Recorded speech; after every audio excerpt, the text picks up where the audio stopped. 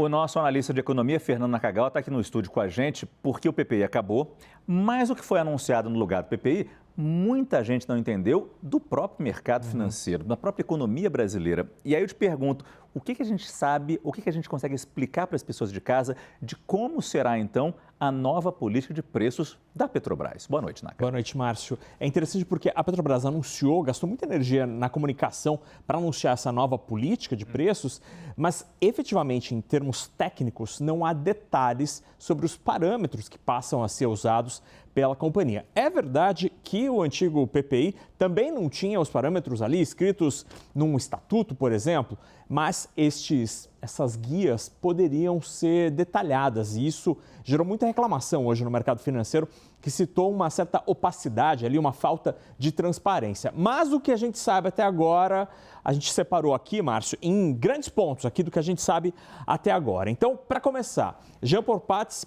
promete que não vai desvincular completamente, desgarrar os preços da Petrobras do mercado internacional. Ele fala desgarrar completamente, ou seja, tem algum grau ali, algum espaço para se afastar pelo menos. E ele promete que os ajustes de preço vão ter menos volatilidade, ou seja, vão ser menos frequentes. Então não vai ficar aquele sobe e desce de preços, essa é a promessa. E como a gente viu ali na entrevista aqui à CNN, a empresa vai trabalhar com dois parâmetros. O máximo, que o cliente topa pagar antes de partir para o concorrente, e o mínimo, que é o quanto a empresa se garante a margem de lucro.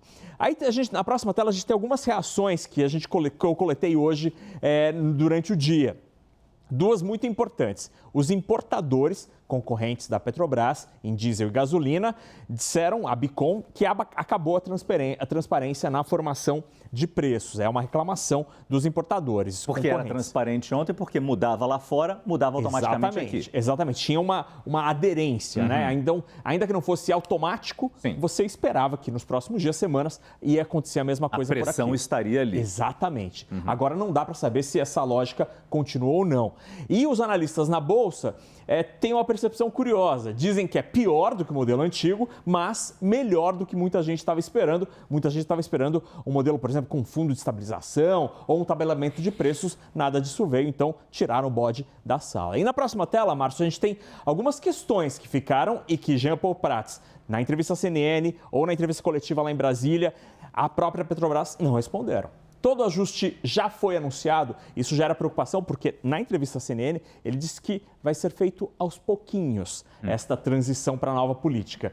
Quanto da margem de lucro da companhia vai cair? A Petrobras tem uma grande margem de lucro em comparação às grandes petroleiras internacionais. Quanto será que vai ser diminuído disso?